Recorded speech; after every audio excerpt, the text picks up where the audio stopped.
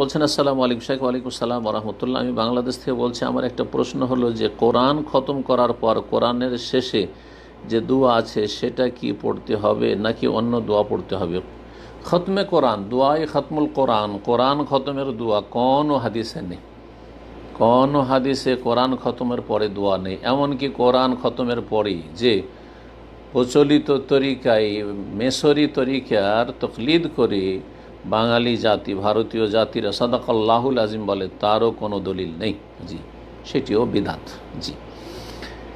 আর এই যে দোয়া কোরআনের শেষে, হ্যাঁ, ভারত, বাংলাদেশ, পাকিস্তান থেকে যে কোরআনগুলি ছাপে তার শেষে এই খতমে কোরআনের যে দোয়া রয়েছে, ভিত্তিহীন, মন গড়া, বানানো দোয়া কোনো হাদিসে নেই। না সহি, না হাসান, না জয়ীফ, কোনো হাদিসে নেই। জি।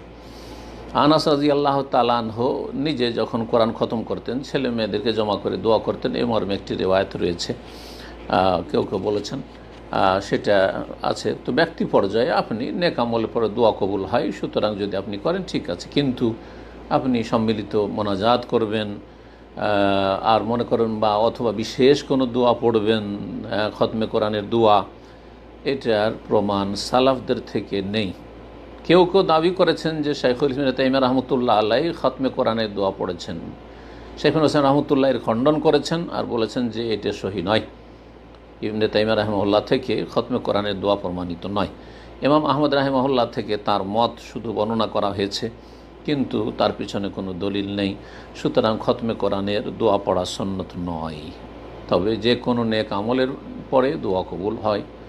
আল্লাহর কাছে নেক আমল পেশ করলেন সালামি হিসাবে, আর তারপরে তখন আপনি দোয়া করছেন নেক আমলের ওসিলাই, এটা ঠিক আছে। 2 রাকাত সালাত পড়ে দোয়া করছেন, সাদকা করার পরে দোয়া করছেন, আপনি যে কোনো নেক আমল, কোরআন তেলাওয়াতের পরে দোয়া করছেন, যে কোনো ভালো আমলের পরে দোয়া করছেন, আশা করা যায় যে দোয়া কবুল হবে, যদি দোয়া কবুলে কোনো বাধা না থাকে।